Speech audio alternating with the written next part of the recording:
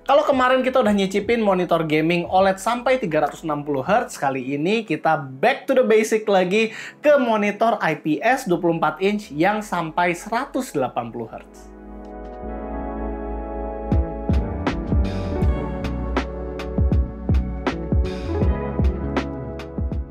Kelengkapan yang terdapat dari dalam dus monitor ini ya tergolong basic-basic aja, dimana di dalamnya selain dari monitornya itu sendiri, kita hanya dikasih adapter dan kabel DisplayPort 1.4. Buat perakitan monitornya ini juga sebenarnya lumayan simple, tapi masih butuh obeng alias belum tules.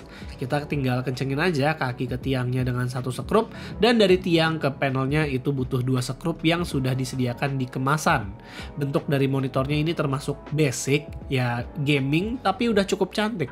Dia nggak terlalu tipis-tipis banget kalau kita lihat dari samping, dan movementnya juga hanya bisa tilt aja, jadi nggak bisa di height adjustable ataupun swivel. Tapi kalau kalian mau lebih fleksibel, kalian bisa memakai bracket yang menggunakan VESA mount 100x100 di bagian belakang.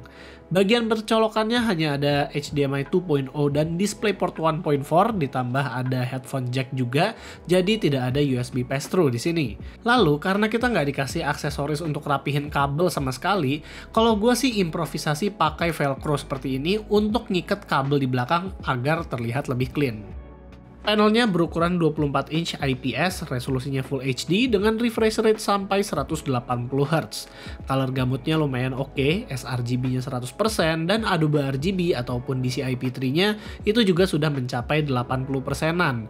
Brightness-nya ada di sekitaran 300 nits, yang dimana ini bagus buat tempat-tempat yang nggak terlalu terang, dan cenderung ada di indoor. Temperature gambarnya sekarang bisa diatur, jadi ada standar, warm, ataupun blue, dan gue seneng banget kali ini treatmentnya LG itu nggak seperti dulu, yang suka bikin warna putihnya itu kebiruan walaupun di standar. Namun sayangnya memang sih kita belum ada alat untuk ngecek akurasi warna ataupun delta I dari monitor ini. Layout OSD-nya sudah intuitif dan cukup simple, navigasiinnya pun juga enak, hanya pakai satu analog aja yang ada di bawah layarnya. Di OSD-nya ini picture setting itu ada, dimana kita bisa ngatur brightness, contrast, ataupun gamma setting. Walaupun di sini gamma settingnya itu hanya mode 1 sampai mode 4, bukan dikasih tahu value-nya. Kalau kalian lebih pro lagi juga sebenarnya bisa mengatur 6 color-nya seperti hue dan saturation, setiap RGB itu diberi metriknya masing-masing.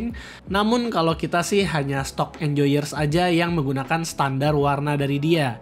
Buat ganti brightness atau volume juga tetap ada quick access tanpa harus masuk ke menu OSD. Dia juga punya game setting yang bisa mengatur black stabilizer, response time, ataupun FreeSync. Oh ya, ngomong-ngomong monitor ini juga support dengan AMD FreeSync dan juga G-Sync compatible ya. Fitur gamingnya sih ya basic banget, sisanya ada virtual crosshair yang bisa membantu kalian kalau pakai AWP di CS2, dan ada juga FPS counter yang sebenarnya percuma karena yang ditampilkan hanyalah refresh rate-nya aja. Buat dipakai main gaming AAA seperti Cyberpunk 2077 yang cenderung punya warna yang pop out, ini layarnya udah sesuai lah sama harganya, dimana di harga 2 juta ini adalah salah satu monitor yang color gamutnya itu paling luas. Game-game semi-kompetitif seperti Helldivers 2 juga udah oke banget, dimana perpaduan antara warna yang tajam dan refresh rate yang kencang itu memberikan pengalaman gaming yang imersif. Jadi overall untuk game yang warnanya pop out, ini layar udah oke. Dan yang terakhir, monitornya juga cocok kalau mau dipakai main game kompetitif seperti CS2 atau Dota 2, karena saat kita coba cek motion blur-nya, dia nggak terlalu ngeblur saat settingan faster. LG 24GS60F sendiri diklaim oleh LG sudah support HDR10, walaupun HDR-nya ini adalah HDR di IPS, bukan HDR beneran alias masih 8 bit with tethering. Walaupun gitu, tetap mode HDR-nya ini memberikan warna yang lebih vivid dibandingkan non-HDR, jadi bukanlah menggelap kayak yang di Techwear punya. Jadi kalau kita simpulkan, sebenarnya LG 24GS60F ini adalah sebuah gaming monitor entry level dan harganya juga masih termasuk affordable di harga 2 jutaan. Itu juga mengapa fiturnya ini masih standar banget. Ya standar dimana pengikat kabelnya itu juga nggak ada gitu. Nah, cuman kalau kita ngomong 2 juta, memang sih ada beberapa brand lain yang dia itu harganya di bawah 2 juta, seperti Acer, terus ada Corwi, ada ViewSonic juga, dan kalau nggak salah AOC juga deh.